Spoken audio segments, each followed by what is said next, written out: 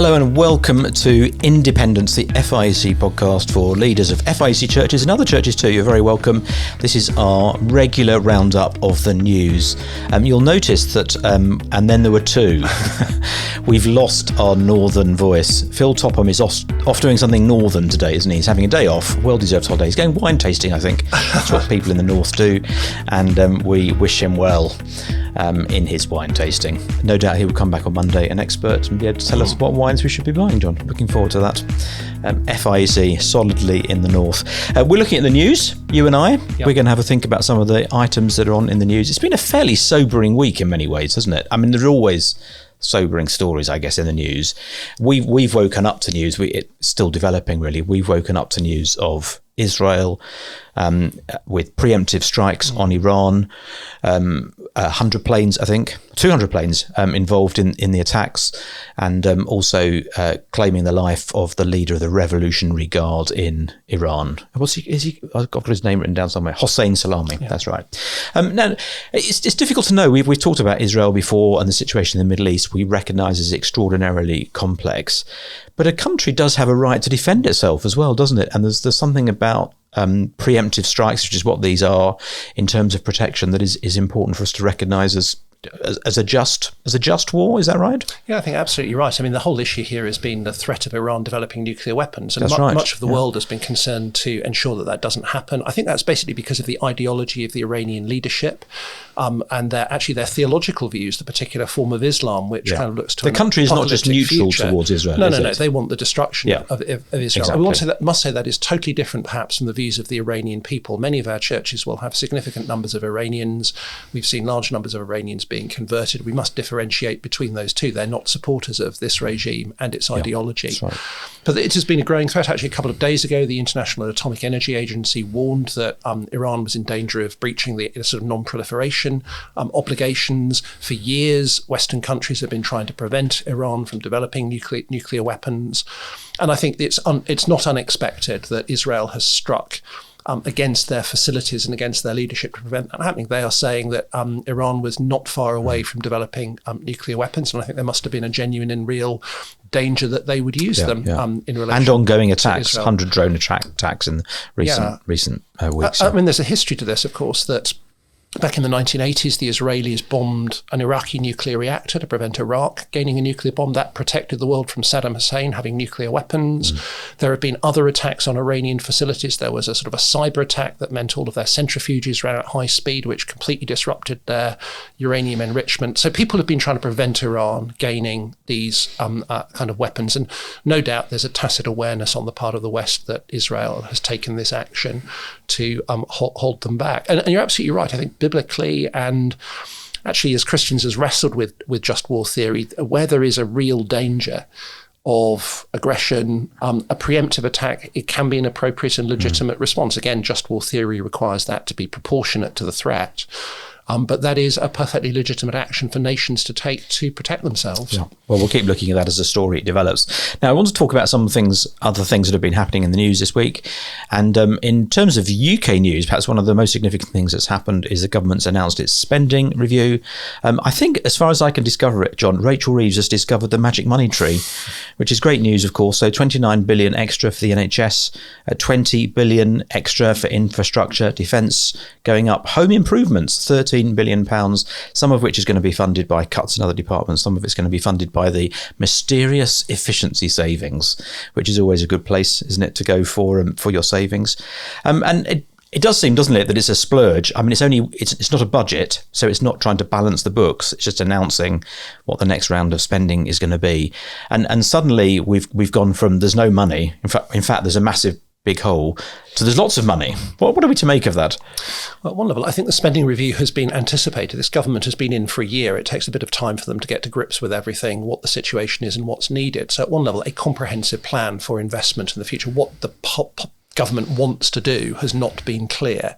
So this is massively significant in terms of setting the trajectory for the next sort of 5 years, and some of these projects for the next decade or so. And it's a commitment to a massive capital investment has been the picture that's there. You're right, she hasn't explained where the money is necessarily going to come from. She would say that as this unfolds, the economy will recover and the gap will be picked up. So this is... Well, the news this week wasn't good on that because the economy shrunk last month. There wasn't the growth that they needed. Although whether that was a shock as a result of the Trump tariffs, because the bigger trend beyond that had been growth. Well, we're not here to say the government is doing the right or the wrong thing. These are the challenges of government. The public has certain demands. They do want public services. They do want investment. They do want infrastructure improved. So these are allocations of resources to things people want: healthcare, defence, housing. And at one level, those things don't come without cost. At the same time, the public is generally resistant to paying for those things or wants others to pay for them. They always think there's somebody else who will be able to generate the money. And I think that's the massive challenge of modern government is how can you deliver what people want, which of course ultimately determines whether they're going to vote for you and support you, and pay for it when people basically don't want I guess to pay. It's analogous to church life as well, isn't it? I mean, there are always demands on our money in church life. And one of the features of independence, of course, is that we essentially raise our own money. We might get grants and help from one or two other places, but basically we have to fund things within the church, don't we? And I wonder if there's some lessons here for leaders. We have to lead the church in money as well as leading the church in other areas. And I wonder if sometimes we abrogate that. We just kind of pass that responsibility on to the treasurer. He can do the report at the church meeting, whatever it is. But actually, it's a key part of church life, isn't it? Raising money through people's giving and spending that wisely in ways that will bless the church, where there are always competing demands on what you might spend money on. Most churches are operating close to the bone. They haven't got huge sums of money in the bank to call upon. What does it look like for a leader to lead wisely when it comes to money, do you think? It's such an embarrassing thing to talk about, isn't it, for Brits? You mustn't talk about money. How do we do that wisely? How do we lead? Often we're not accountants or economists. Arguably, some members of the government are not either. But, how do we lead in money? Well, in many ways, I think honesty and openness is absolutely key to that. We sort of mustn't be hiding. We need to be transparent about the financial situation in our churches. And we need, I think, to be honest with people as to what the needs are, the choices are, and the costs of pursuing those. I mean, in some ways, we had a church meeting last sort of Sunday, and Adrian, you were presenting the figures to us about church. I was. We've got to make choices as to what we can do as a church. We're at the moment running a deficit because we have some reserve funds, but that's not going to last forever. No. So we have to sort of put that reality before the congregation, urge people to be generous in giving, but yet at the same time recognise that some individuals are not able to give more. Some may even have to give less because of the impact on their lives. So in a sense, what your lessons from doing that helped the church? Well, I've always tried to be very generous when it comes to money, to think actually that my own conviction is what people do is they have a conviction before the Lord. I think that's biblical as to what they should give. We are to call people to give generously. I don't think there's a biblical percentage. Some people say it's a tithe. Still, I don't see a tithe in the New Testament the same way. I think the principle is generosity, which interestingly for most people in the West is probably more than 10%. 10% possibly lets some people off the hook, so to speak. We're to give generously and sacrificially. And I think that means encouraging people to review what they're giving regularly. So as I presented at the church meeting, and I think we've always tried to do this, for some people at some moments, that means they should reduce their giving. And I think they need to hear that from us as leaders.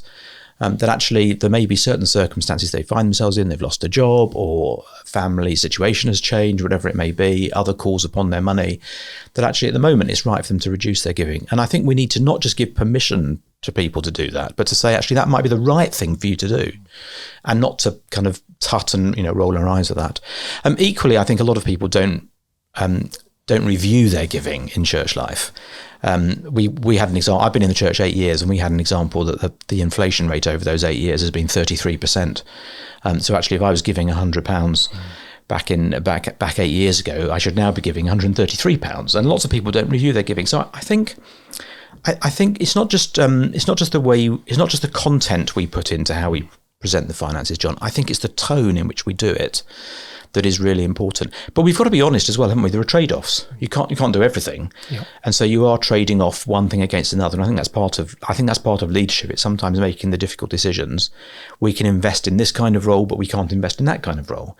We can invest in a youth worker, but not an evangelist, or we can invest in an evangelist, but not a youth worker. Sometimes those are trade-offs that leaders have to make, and they have to justify those decisions. That's part of leadership, I think. It is. It's part of life, isn't it? That's what we all have to do in our families. Yeah. You can't have everything that you want. You have to make your choices between different things. As most people have to select and choose.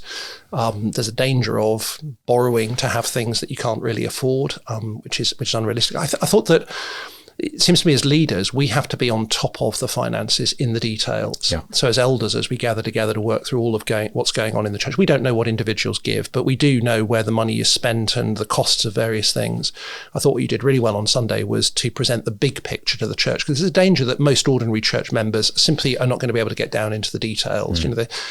There's a danger of getting people discussing the amount of money that's spent on sort of photocopying. Yeah, it's always photocopying. Whereas actually what they need to see is the really big picture and the really big trends. And I thought that was presented with clarity, some helpful graphics that did that. So everybody now understands where we are. And I think if there's a bigger picture out of the government's sort of whole sort of financial planning and budgets, it seems to me there is this having to make choices. Governments talk about making hard choices. Nobody ever really likes to do that.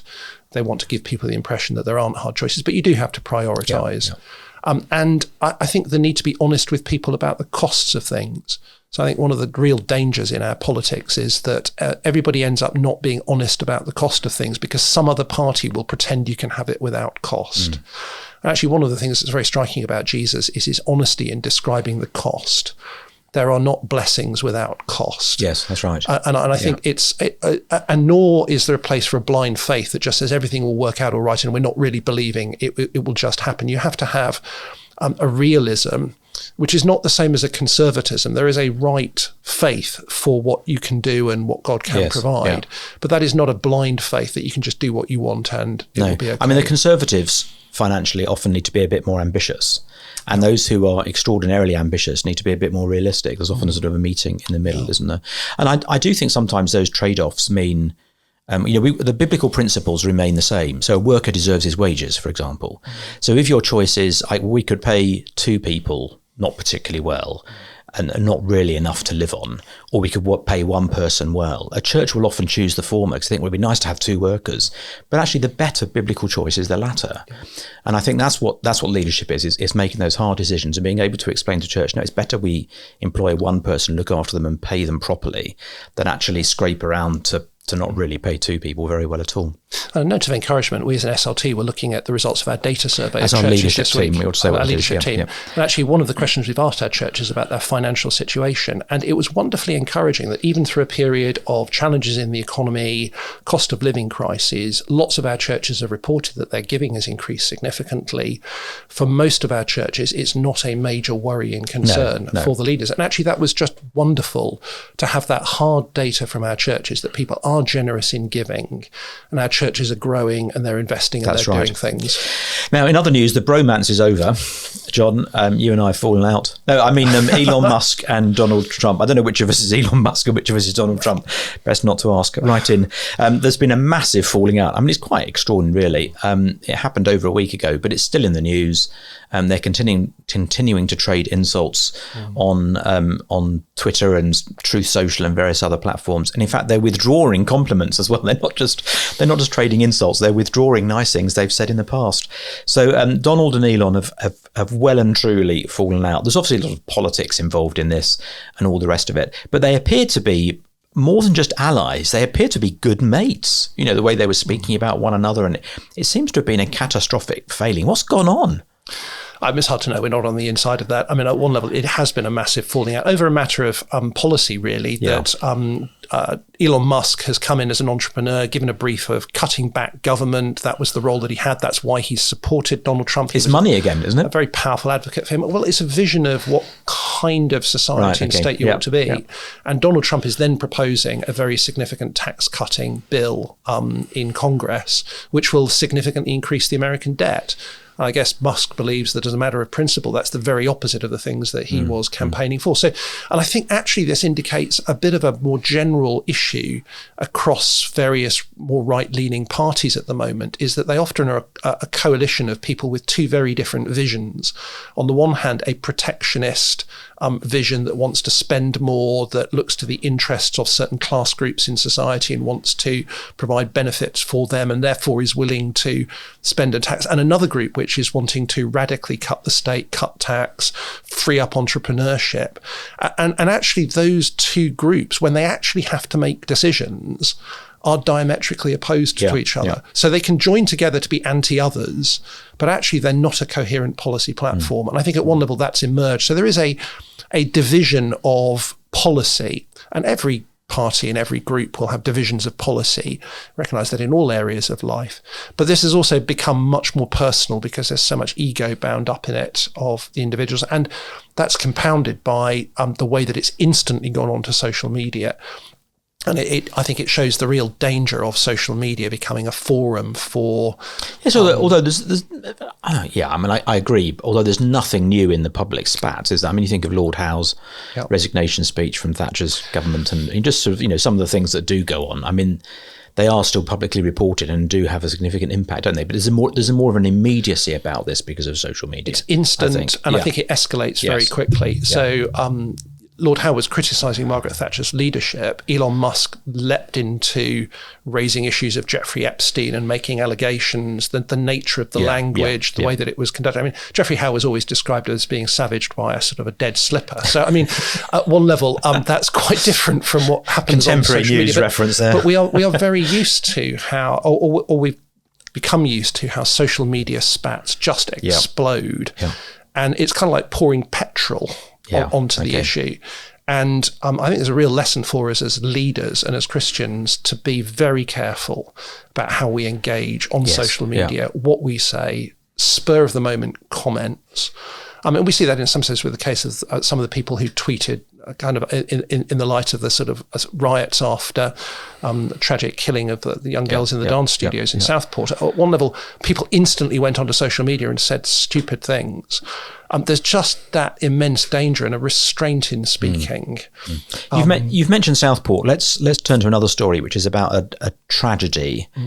And I want to particularly take one line on this. So other news is that yesterday, terrible plane crash in India, Boeing 787 en route from Ahmedabad in India, in Gujarat, to Gatwick, crashed, killing everybody on board, apart from extraordinarily one man from Leicester, just up the road, who can't quite understand how he escaped. He sort of walked away from the wreckage, literally. So 242 on board, lots of people on the ground. A terrible tragedy. We don't quite know what's happened yet. And again, in this social media world, it's not just a news report. There's videos, not just of the wreckage, but actually of the crash happening and all those sorts of things. There's not much to say about that in terms of how that relates to us as leaders, that particular issue, although you may, I guess, have people in your church who've been affected by it. But I'd like to talk more broadly about tragedy and how we deal with that as leaders. So a lot of church life is very humdrum. It's very ordinary. We have people who are born, we have people who die, but that's often that's part of the cycle of life, isn't it? I'm thinking more in terms of the interruptions to that ordinariness. So what happens when there's an untimely death? I was hearing from a church leader this week who was just saying someone in the church has just died in their early 20s, very untimely, small church, fragile church plant. It's really shocked them. It's really knocked them back. Or it may be something that happens in your locality. You mentioned Southport and how churches responded to that terrible tragedy that was there. In the past, we've, of course, had the Soham murders. We've had a colleague who was a pastor in Soham at the time, and just knowing how to respond to that. How do we lead through the unexpected, especially when it feels very personal? I guess some of these things are national tragedies. They're one step removed. Sometimes they're in the church. A person in the church is affected, or it's actually someone in the church who's perhaps died, or some terrible crime has been committed. How do we lead churches through that? I think at one level, there's a difference between a tragedy that's actually affected individuals and how they need pastoring. That's a very different situation of the loving care and the support that they need. So if there are particular people within a church who are affected by a tragedy, or they might be experiencing re-trauma because of a tragedy that's similar to a tragedy they've experienced. And I think they need loving support, and comfort is a hugely important biblical idea, the idea of comforting people, and that is partly through the word, it's partly through the love of the community one for another. So there is a right and proper place for a comfort. But I think some of these tragedies also touch us, even though we're not actually particularly involved in them. And tragedies often reveal to us there's a sort of a terrible things happening in the world that we kind of just take for granted. Right. An old person dies and we think, well, that's just normal. Yeah. You know, more than 236 people will have probably been killed in Ukraine on the front line in the last day. But yet that happens every day and we become just used to it and it doesn't touch us in the same way. There's something about a tragedy like this that confronts us because it's unexpected. It seems to come from nowhere. People were not anticipating, you get on a plane and you think it's going to be fine. And it's the shock of it, the kind of interruption. But in a way that brings home to us something about the nature of the and it resonates world. with people. I think that's helpful, isn't it? Because, lots of us have been on planes or go on planes.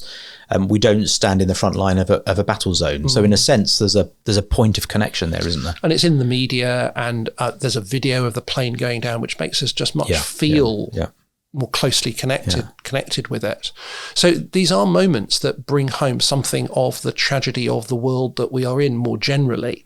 So I think these moments of tragedy actually ought to open our eyes to the far bigger picture of the tragedy that is there all the time, but we actually become immune to. And in some ways, Jesus said that when he was talking about the kind of the Tower of Siloam. That's right, fell. Yes. The call is to repent, Jesus' isn't it? response was basically, don't think that they were worse than you. No. In a sense, the same judgment awaits us all. And I think actually at an existential level, that's often what these things bring home to us. They bring home the fragility of life, the fact that we are not in control, the fact that we are mortal. And sometimes just things crystallize that for us in a moment. They make us aware of the reality of life, whereas we spend most of our time ignoring it. So I think there is comfort. There is also opportunity to just bring the hope of the gospel to bear, not in a cynical and manipulative way, but it is a moment often in which people are touched and maybe they are open to consider some of those eternal, personal, existential issues in a way that at other times they're not. This is interesting, isn't it? In the history of the world, when there have been national tragedies of some kind, people talk about there has been some kind of response to it. So that happened after 9/11, I think. There was a national response to that. It was a very interesting book of sermons that were preached at moments of national tragedy, including Tim Keller's sermon that he preached after 9/11. And it is a call to repentance. And I think also it's just a reminder, just a little sort of tip for you if you're listening and you're a preacher or a leader, do check the news headlines before you go to church. It seems like a silly thing, but actually if you arrive at church and you've woken up to some news that you don't know about and everybody else in the church knows about, that can really make church very difficult. I think the best example of that is when Princess Diana died. That was a Sunday morning. I was leading a church service and I did look at the news headlines. I try not to look at my phone on Sunday mornings, but I looked at the news headlines. I thought it's a good thing to do before church. And I was glad I had, because everyone else arrived at church in various states of distress and anxiety and all the rest of it that went along with that incident. So actually, you do need to check the news, don't you, before you go to church? It's a good tip. You do. I mean, I think dealing with many things, the basic biblical framework and worldview is really helpful. So often what we're doing is we're applying that to situations and people. A God who has created a good world, who is sovereign in control of all things. These things happen, but they're not an indication that God is not in control in ways that we may not understand. He is at work overseeing all of these things. We live in a fallen world, which is subject to curse, decay, frustration. Not necessarily everything is an active, immediate judgment because of sin, but actually we live in a world which is flawed and stuff goes wrong. Death is part of our world because of that sort of flaw. And then we've got the hope of redemption. You know, what we have a longing for as human beings is that all of this can be removed and dealt with. That's why so much energy will go into checking planes, finding out what the cause was, trying to prevent it happening again. We try to eliminate tragedy, but we never can completely. And actually the hope of redemption is what we look forward to. So death is part of our world, John. One of my favourite parts of the news are the obituaries.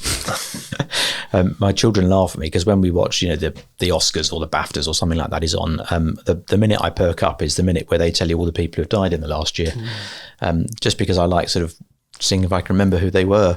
So it's been an interesting week because 4 people have died in this last week, I think, who all tell us something about the world we're living in. So I've written them down just to make sure I get it right. So Sly Stone, from Sly and the Family Stone, has died, aged 82, Dance to the Music, one of my favourite songs. A remarkable musician who really was one of the first musicians to fuse black music and white music and attract an integrated audience in the States, which is, at the time, late 60s, was an extraordinary thing really to be happening.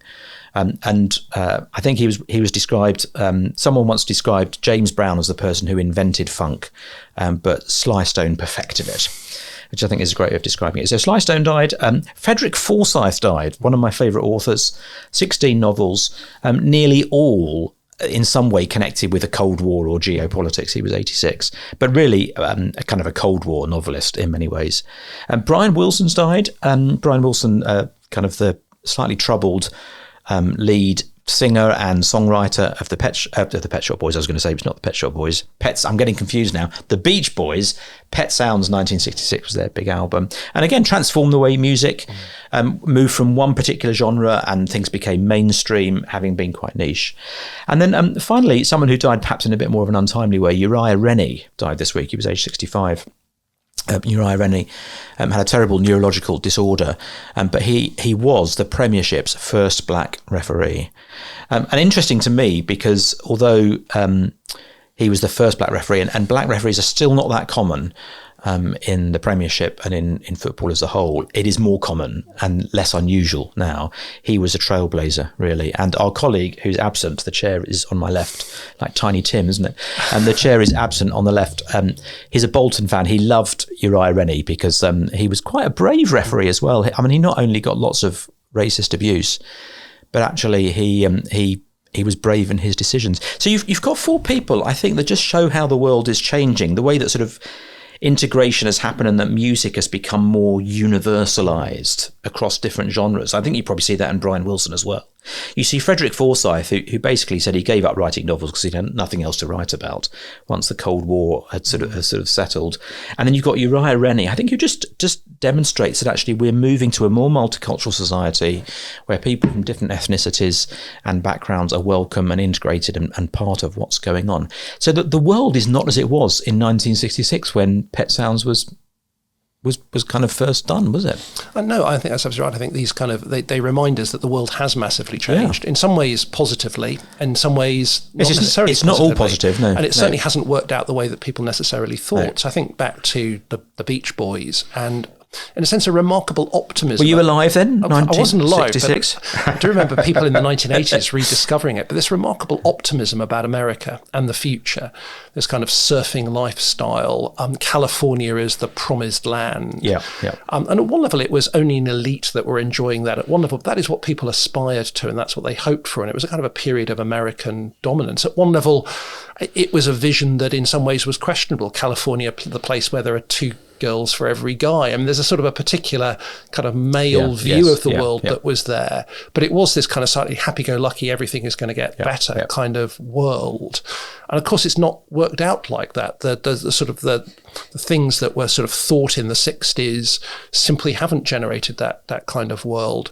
Both Brian Wilson and also Sly Stone were both in the end ultimately severely affected by drugs that they took. Yes, they were. And Brian Wilson effectively said the weird thing I wish I'd never done was take psychedelic drugs. And again, that was a sort of a feature of the 1960s.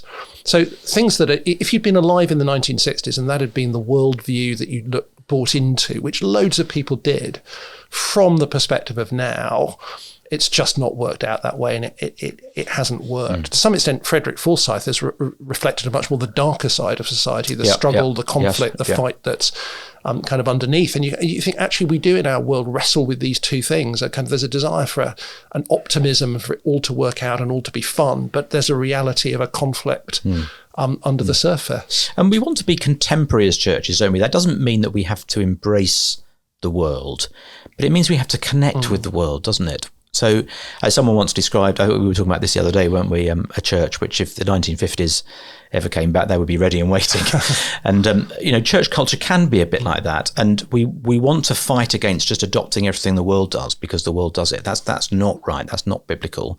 We want to fight against that. That is a fight, isn't it? That's part of what it means, I think, to live as Christians. On the other hand, we don't want to hold on to cultural antiquity for its own sake. do we? We want to be appropriately contemporary. I think that's a good place to be. I think that's right. And I think that popular culture, it seems to me what it does is popular culture exposes what people's aspirations and desires and longings are, and it exposes what their fears are.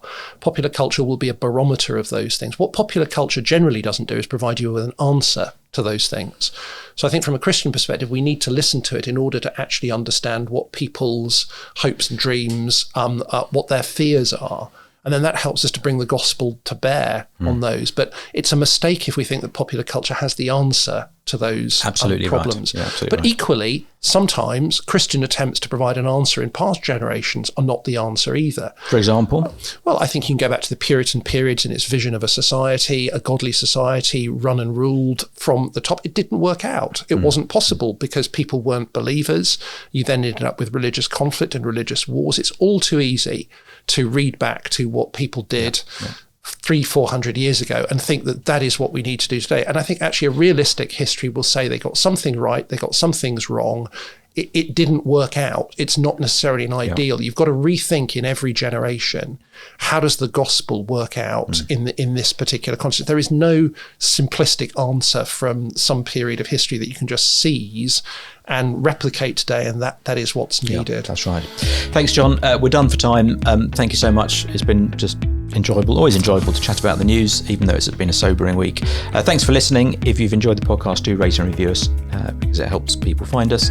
I'm off for a weekend of 70s music, which seems appropriate, actually. I genuinely am off for a weekend of 70s music. I think you're off surfing, are you, John? Something like that. So we'll catch up with you soon. Thanks for joining us. Thank you.